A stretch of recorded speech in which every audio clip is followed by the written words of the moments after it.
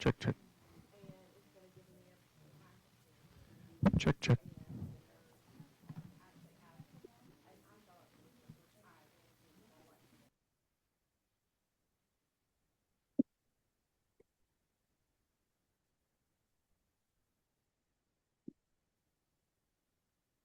Check, check, check.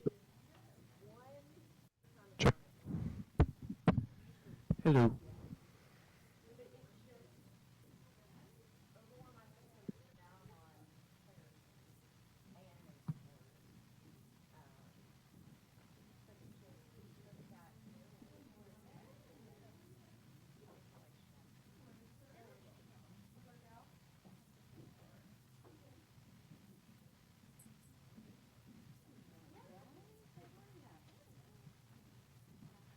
Check, check. Okay.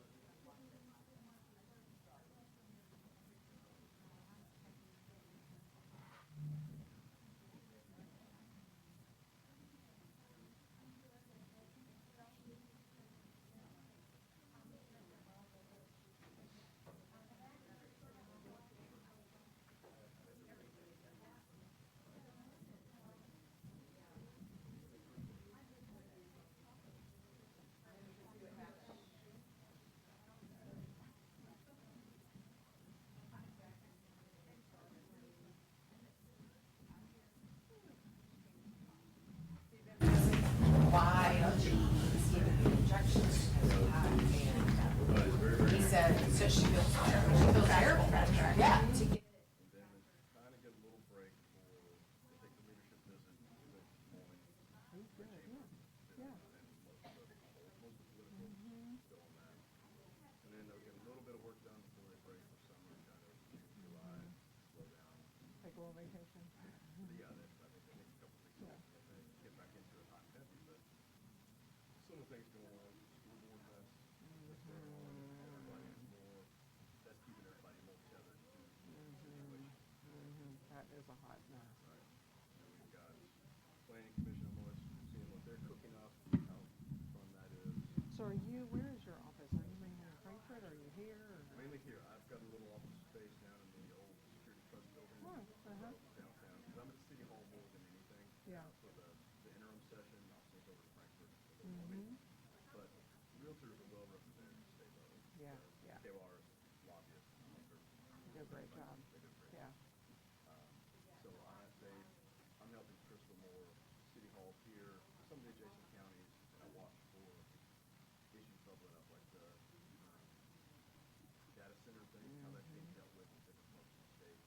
Lexington's just now starting to kind of seriously think about an ordinance. Harrisburg, Mercer You County. mentioned some of that stuff, yeah. Yeah. Old mission, yeah. I'll go ahead and kick it off. So, yeah, you're welcome. Is this on? Yep. Everybody hear me? Welcome. Hello. We are having slight Zoom issues here and there. I think right now it's okay, but if you are on Zoom and all of a sudden it disappears, we are going to work through that. We are recording the meeting, so if you missed something, you can go back and see it if we're able to keep it recording, and then maybe switch to Teams or something next month. But hopefully all is good. We have bagels out front, so if you haven't had breakfast yet, step outside and get that. We'll go ahead and get started. We have a full deck today. So birthdays, let's kick that off. This week we have Tice McCullough, Kyle Hogue, Gary Denton, Richa Tyagi, and then we have a few others, Nancy Smith, Rick Scott, and Jose coming up at the end of the month. So happy birthday to each of you. And we have some anniversaries this week. Julie Gray, Kristen Halfhill, King Kelly, Rick Scott, me and Amy Scarvelli. Yeah, woohoo. So happy anniversary to each of you.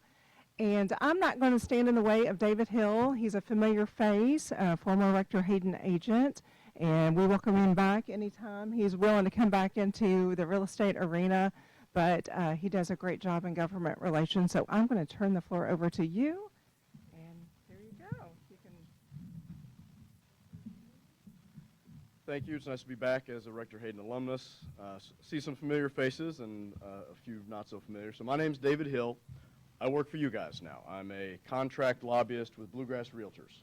So I'm essentially your man at City Hall in Lexington and the surrounding counties.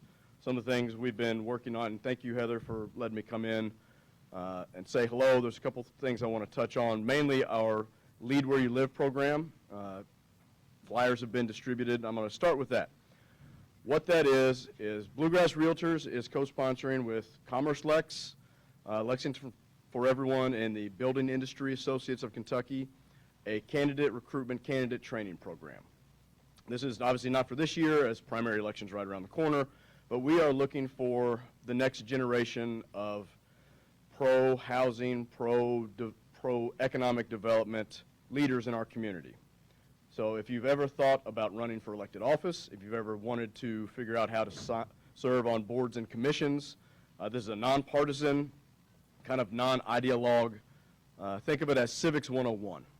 And we want to get people that are interested in public service, and we think the realtors we're currently represented by 2 realtors on the city commission. I'm not sure if you're aware of that. James Brown, who is an at-large councilman, and Whitney Elliott Baxter, who is also a Rector alum way back at one time.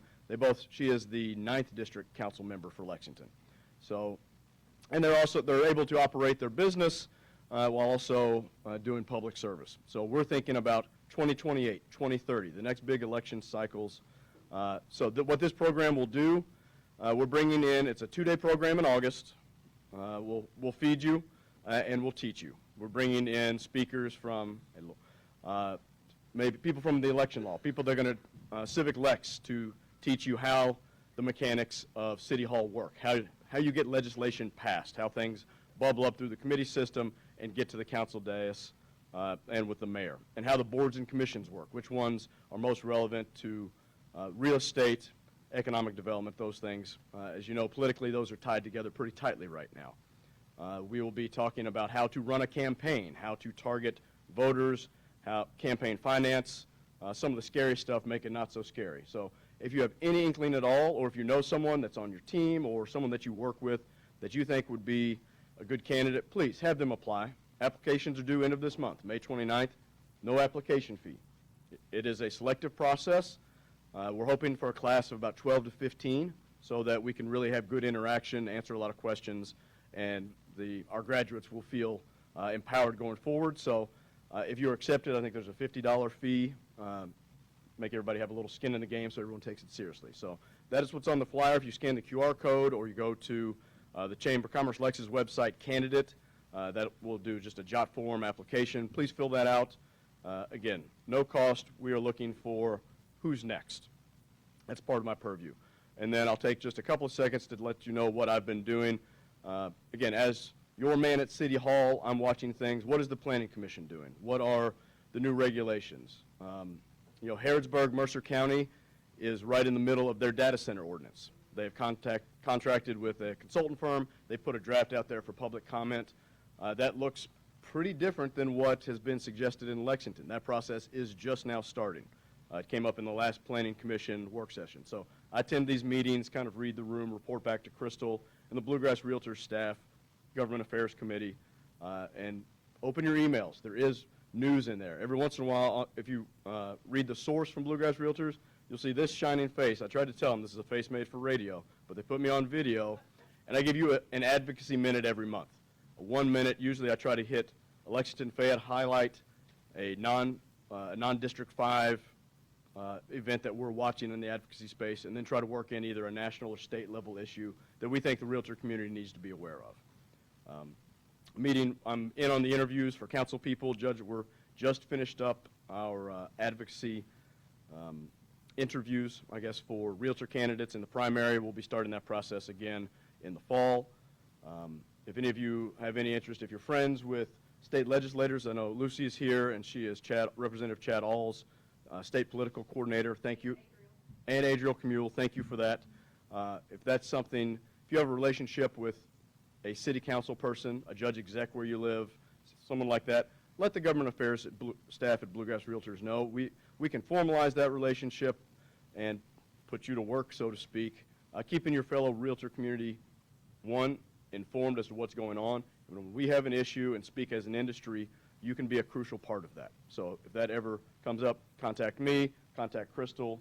The staff knows how to get a hold of them if you don't have Crystal's number or email. And those are sort of the things I'm doing as one of your government affairs advisors. Again, we'll be doing interviews for the general election starting pretty soon in June. So you'll be looking for supported candidates. And I'd be remiss if I didn't make a plea. Our PAC makes what we do possible. I know it's not a universally loved program. It is a universally important program. It is nonpartisan. We give to both sides of the aisle. The idea that they know we show up and vote as an industry, and we contribute to candidates, and that support, when a candidate can advertise, supported by Bluegrass Realtors, supported by Kentucky Realtors, it goes a long way into their community. And that helps us move forward what we think are pro-housing, pro-real estate opportunities. This is not, we understand this is a house divided in Fayette County. We are not just a build, baby, build, pave all the green space. That is not our platform. We want smart growth. We think there are some things that are working in Lexington that can be taken out into the state, and we think there are some things, some innovative ideas going on elsewhere in Kentucky that could probably be used here. And we try to shepherd that information to the decision makers. So I know I just threw a lot at you. If anybody has any brief questions, I'll be happy to answer or talk about. Yes, Ms. Lucy. Are we endorsing the mayor primary? We are support. We do not endorse. There's a small distinction, but it may be a distinction without a difference. The realtor community, we are supporting Raquel Carter, who is a realtor member. She is the broker down at Guide Realty. We supported her with a financial contribution. So we thought it was important with her being a member, and she, to be honest, she interviewed well. I was in on those interviews and that process, and we thought that was that Raquel deserved support. She has a Realtors for Raquel event this afternoon at it's Rock Daniels All day cafe? Rounded all day, yeah, Cafe. this afternoon. So Please go swarm her. yes. She would love to see you there. She is working hard. I've been to both mayoral forums, one at the Lyric and one down at the Lexington Public Library, and she is getting better and better. Her answers line up. You know, the hot button issues are, the old hotness is the response to the ice storm. Okay, they're getting clobbered on that. The new hotness, the new divisive issue, the new city hall. Okay, so that is where a lot of community, for lack of a better, a lot of community anger is being focused. But there are also a lot of other issues that need to be dealt with. Those are sort of the sexy hot button issues, but the day-to-day grind of government and vision for Lexington's next 4, 10, 25 years were also what's on the table with this mayoral. So, yes, ma'am. Yes, you said you were a lobbyist, and I just wonder what your position is on data centers. My personal position, I don't want one next to me. I live in Southland. I think it'd be pretty inappropriate down there. As an organization, we have not taken an official position, and here's why. It is a private property rights issue balanced against preserving community character. So that is putting two core tenets of the realtor strategic principles against one another. That's why I'm watching the different ordinances as they come up. The ordinance that's proposed down in Harrisburg, Mercer County, the Joint Planning Commission, is pretty comprehensive. And it says that being a rural character, they want to preserve the rural character, might be okay in an industrial park, but not elsewhere. What has been tentatively proposed here would be micro data centers, anything 50,000 square feet and larger. What the recommendation is just to ban those outright, but maybe let smaller warehouse size data centers exist. So, but that's my personal thought. Watching those, I want to see, there's a lot of state level incentives. Scared about what it would do to utilities. Yeah. The Water. the Anderson County Realtor Association, I went to a luncheon two meetings ago, and they had a gentleman from East Kentucky Power come and talk about that. And he all but kind of rubbed his hands together, can't wait for the data centers because they want the customers. And what I've heard from that meeting and from somebody in Harrisburg is that the key driver for the existing structure of the data centers is access to the electrical grid, access to power. It's about $1 million a mile if they have to build out transmission capacity sufficient to power one of the data centers. So people think that the water is a big issue right now. It's electricity. That's issue number 1, 2, and 3 for those. So I know that was kind of a politician's dance around your question, but that's where we are. We're kind of in the observe and see what best practice is. There was a bill in Frankfurt around data centers. Did they end up passing anything regarding the regulation of data centers? This session. Yeah. It's one of those that everybody got into the budget, and so it'll come up in short session. They passed financial incentives for it in 25, but nothing new on it this year. And that is, again, that's a hot button issue that we're watching across the state and frankly outside the state. There's people drafted the Mercer County ordinance. They were involved in the Mason County, Kentucky ordinance, and Fredericksburg, they've got a small data center there. During the public policy brief last week, I sat next to Columbia Gas's government affairs director. I asked, how are data centers coming to your doorstep? If there are some that are on model that want the gas and they'll generate, their own electricity on site, which is more kind of what the Mercer County model is, making a closed system wherever it's set, rather than taxing the existing infrastructure. Questions? Okay, thank you so much for letting me come in. It's nice to be back. Love what you've done with the place. Please sign up, find a friend. Michael. Oh, no, it's okay. Go ahead. If I can get 2 people from Rector Hayden put in an application, that's a win. And this is something we want to build to an annual program so that we're, as a group, as the kind of the housing group, we are continuously looking down the line for that next leader.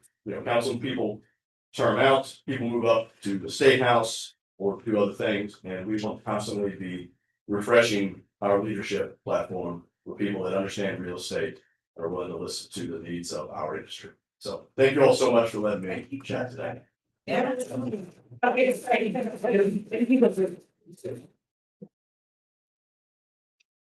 Good morning, everybody. Okay, we just have a few more things to finish up this morning as far as company updates are concerned. Okay, we wanted to mention that right after this, we are having our community outreach committee meeting. So if you're on that team, please stay after for just a few minutes so we can talk about some upcoming projects.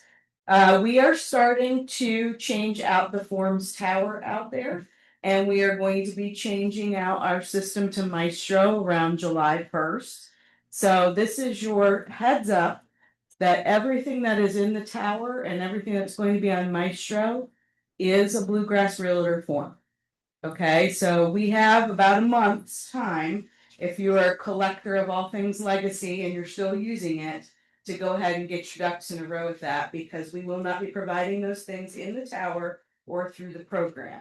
Okay, so if you have questions about that, we're happy to chat with anybody about that. And we're going to get lots of questions of, can we not use it? It's not a matter of not using it, but we will be moving into all new Bluegrass Realtor forms at that time. That will be our transition time. And we'll talk with you guys individually about that if you have any questions or concerns about that. Okay. If you are getting ready to go on vacation or you've got a vacation plan this summer, please make sure that you assign yourself a buddy to handle your business while you're gone. Heather and I are happy to do it, or any of these other agents in here. So we would love to support your business while you relax. Okay. And we encourage you to take the time off while you're on vacation. Let's look at the top producers of the month for April. Congratulations to all of you who closed 12,000 plus your GC and GCI or 2+ units. Okay, so we've got Tice, Emilio. We've got some new faces to this, and Emilio is one of them. Corey Cooley, Heather Weber, Laura Hayden, Josh Miller. Congrats. Chad Helm, Teresa Huddleston, Heather Justice, Teresa Combs, Gail Popovitz, Diana Rourke, Emily Belcher, Kathy Cornett, Jackie Anders, Phyllis Chanel, and Sue McClurg. So congratulations to all of you and all of the newbies who have made it onto the top producing agent list. That's wonderful. Top producing teams, we have the Bells, the Hatfields, the Justices, Burdell Smith, Hamilton Montgomery, and Harold Cindy Taylor. We notice a real uptick in everybody's business right now, so congratulations, both buying and selling. We're seeing a lot of growth, which is wonderful. We wanted to remind you, you received an email about this the other day. There's going to be a dessert auction at Simonin on the 21st, correct? I believe the email that Stacy sent out said Thursday the 20th, but it is the 21st. Everyone is welcome to join. Peyton, you want to give a little blurb about what happens at that dessert auction? We can caravan. We can carpool. Yeah. Sure. So basically, what the dessert auction is, it's an annual event that we have at Simonin to raise funds for our Habitat for Humanity build. It's definitely our biggest fundraiser. A lot of people from the community come, and people from Simonin, outside people bring in desserts, and basically you bid on the desserts. So the apple auction group will be the auctioneers for the event. So basically, we'll have people walking around with the desserts, and they'll be auctioning it off, and then you bid, and all the funds go to Habitat for our build that will be happening in August, I believe.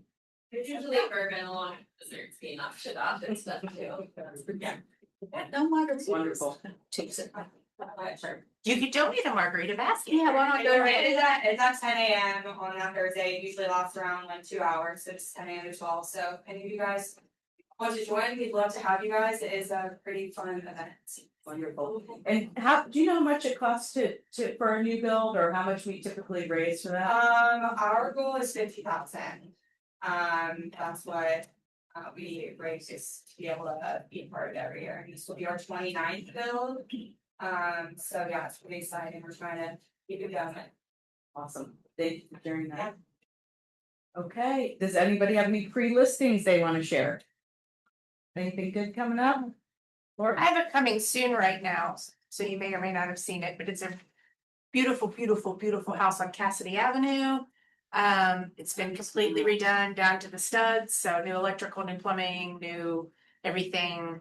And it's 4 bedrooms, 3 full baths, which is really hard to find in Chevy Chase. And it's $1,235,000. awesome. It has leather tiles in the master bedroom. Oh, that's cool. Here. Patty? I have an 11-year-old house coming up in Mount Vernon, and there's not a lot of new construction there. So, I mean, it's not new, but it's mostly older houses. But anyway, it's a 3-bedroom, 2-bath, beautifully landscaped yard, like everywhere. It's going to be really, really pretty, all new flooring, and it'll definitely be under 190. It's around 11 or 1,200 square feet. I haven't measured it yet, but coming in a couple of weeks, 2 to 3 weeks. Anybody else? John? I've got one over at Georgetown on Craig Lane. That's 5 acres home. It's got their shed built back in the back. There's a pond that's part of the property. Has a swimming pool, in-ground pool, and it's going to be ready sometime in late May. It's going to be around $600K. Great. Anybody else? Josh? I got a 3-bed, 2-bath ranch in Hamburg, hopefully next Friday, park garage. And then first of June, 2-bed, 2-bath, it's like 160. Except for 2 days. It'll sound about. Nanosecond. Yes. Right. Okay, anybody else? All right, guys. Hey guys, can you all hear me? Oh, yeah. Dan, is that you? This is Andrea Clemens. I've got a few new listings coming on. A couple of them are getting photos tomorrow. So I've got a really nice complete renovation over in South Point. It's got a big fenced yard. It's about 2,000 square feet, two-car garage, um, open open floor plan. It's done really, really well. It's going to be around 410,000, somewhere around that. And I've got a condo over at Center Court near UK, right by UK's campus. 2 bedroom, 2 bath, two big nice walk-in closets. It is a main level condo. It's 300, it'll be somewhere around that 375,000 point. And where it's on the main level, it backs up to the courtyard. So if somebody has a dog or something like that, it's a nice situation for that because it's right out by the green space. And then I've got one in Waterford coming that is 2-story on a basement, walkout basement that backs to a real pretty creek over there. It's a 5 bedroom, screen porch, just really, big, nice house for a family over there. It's going to be somewhere in that, under probably 625,000. We haven't settled on the price yet. We're working on that actually today. And then I've also got one over in Danville. It's a really sweet brick ranch home. It needs some cosmetic updating, but it's in really good shape. The people have taken good care of it. It's about 4 or 5 acres. It's in the country, but it's just a few minutes to town, and it's got a big, large detached garage. It's going to be somewhere under 350,000 for that 5 acre tract. So got some good ones. That's awesome, Andrea. I just saw on Bluegrass Realtors and maybe a couple other posts about campus housing, so that Center Court. Be on the lookout because I think there are a couple folks that are looking for some campus housing right now. Okay, I'll check that out. Thank you. Yeah. Missing board since 2003, 1.5 ranch, coming the week of Yale. On Yale Drive, 27 or 276,000. Thank you, Missy. Anybody else? Online? Okay, well, I'm gonna turn it over to Rhonda. She's got some information to share with us today. Okay. Next slide has that. Hey guys, how are you? Everybody looks good. And I hope you're making lots of money. It's been almost probably right at 2 years since the NAR settlement came about and buyer's representation agreements came required. I know that at the time, everybody was just kind of in a uproar. It's like, how are we going to do this? But I think as it turned out, it wasn't quite as much of a shock to our potential buyers as we expected. It wasn't a tremendously big sale. Required explanation, right? But there was not a whole lot of pushback. Would you agree? I mean, you explained what it was, why you needed it, right? And there wasn't a whole lot of pushback. Well, although there wasn't a whole lot of pushback, there were still, and I think maybe even now that people are even more knowledgeable about it, there seems to be somewhat of a revival of, I don't want representation. I just want to go in and see the house. So you getting that in, and then you have to go back to explaining all over again. So one of the things that I wanted to talk with you about today was just about reminder of what the buyer's representation agreement really requires, right? It requires a written agreement that you're basically going to be representing them before you show a house, either live or virtually. So even if you're going to sit in front of the computer with them, you need to make sure you get something signed. And that agreement has to have on it the amount that they are saying that they will pay you for that representation. And if you remember about that, if you put 0, you're entitled to 0. Can't get any more than 0 per the rule. So you need to put in there the fee that you actually do want. For those that, or maybe didn't want long-term representation, we had explained that when you put in the term, you could put something, a very short date if you needed to, like 1 day. Right, with the understanding that the protection period, if they should come back and make an offer on that property later, your protection period clause would cover. Right. So, okay, so that's really, all that was really required is that we get that. One of the things that has happened and, is the transition away from cooperative commissions. So you should be seeing, I think, a lot less of that. Does anybody ever routinely encounter another brokerage that's offering a cooperative commission? Yeah, the trend pretty much has been to go with your listing fee in the listing agreement, and then telling your client that if they want some help with their, you tell your buyer client that if they want some help with the buyer brokerage fee, that's something you can do inside the purchase agreement, right? So that's really has caught on, even though cooperative commissions remain an option legally or by the rules. We're just not seeing it much anymore. So do pay attention though to that listing, the listing fee, and of course the buyer's fee when it comes in can be anything that your seller's willing to agree with. So as little or as much as they want. So let's go back to the unrepresented. Oh gosh, it's tiny. Any way to make that bigger? No? Okay. So because of late, there have been lots of there seems to be a lot more pushback. I created this unrepresented buyer acknowledgement fund, right? And it's just an acknowledgement that if the buyer says, no, I don't want any representation, you can pull this out, and this is going to be your documentation that you don't have a buyer's representation agreement with them. You're not really representing them. And this is pretty much going to come up for a listing agent, perhaps, right? They're going to call the listing agent and they're going to want to see the house. But they don't want you to represent them. So you'll be able to pull this document out, and basically what it says, it really is what it says, an acknowledgement that you're not representing them.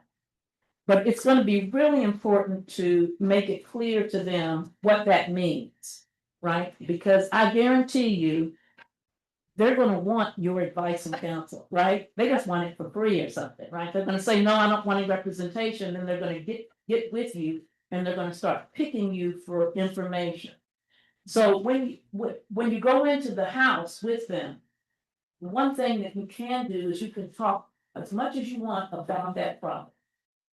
You can tell them all the features. Of course, if you know of any defects, you can tell them that. If you have a seller's disclosure form, you should offer them that, right? But that's it.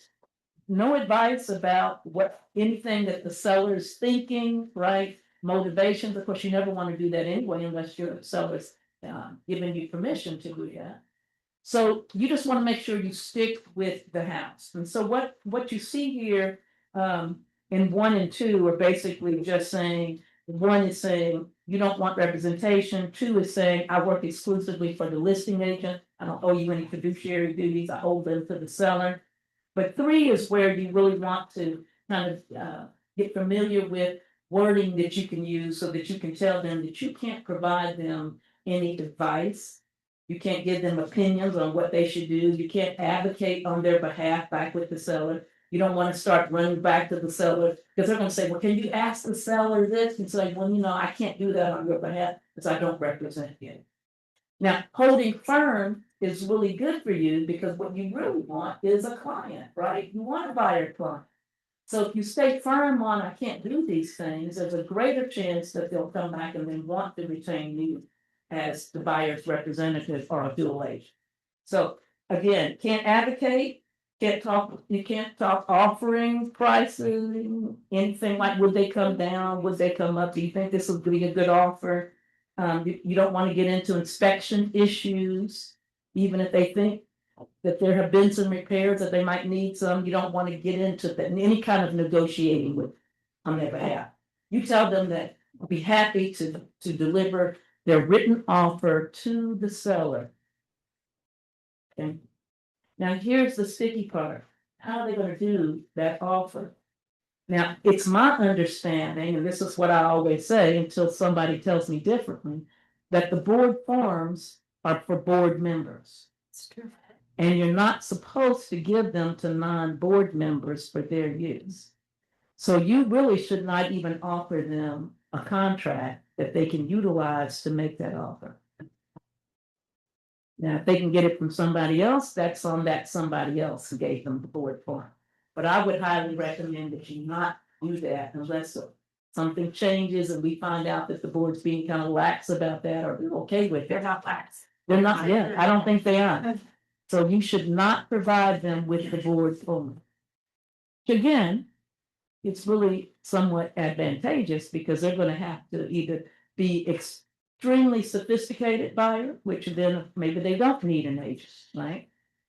But if they're going to need somebody to write up that offer, they're gonna hire somebody more than likely that can use it. Even if it's a flat fee kind of arrangement, because flat fees are allowed.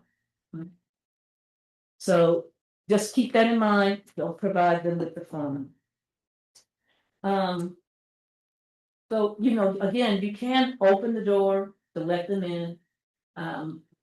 You don't, I mean, you probably want to go inside with them to make sure they're not going to damage the property or anything like that. But if you're not concerned about that, you can keep a little distance between yourself so that you're not there walking through with them, giving them the opportunity to question you, right?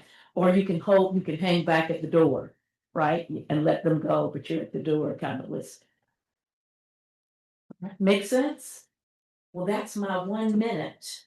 So, yes. So this is not a board form. This is exclusive to us. So for example, based on what you said, this would be an addition though. This is something we would have access to. We will have this, yes. Mhm. Okay. And we still are going to want to see using the Rector Hayden listing agreement and the buyer's representation. As opposed to board forms for that. Right. Primarily because, you know, we're trying to protect you as best we can. And we have extra language in ours that those board forms don't. Can I add to that, Rhonda? Just to be clear, from what I had said earlier, it's only the legacy contract and supporting documents that our Rector Hayden forms are still in place, like Rhonda said, with our representation and all of that. It is the contract forms. They aren't supported by the board and they won't be Do you supported. mind holding on for 1 second? I need to reopen the Zoom meeting. Sure. And I don't want them to miss anything. Wonderful.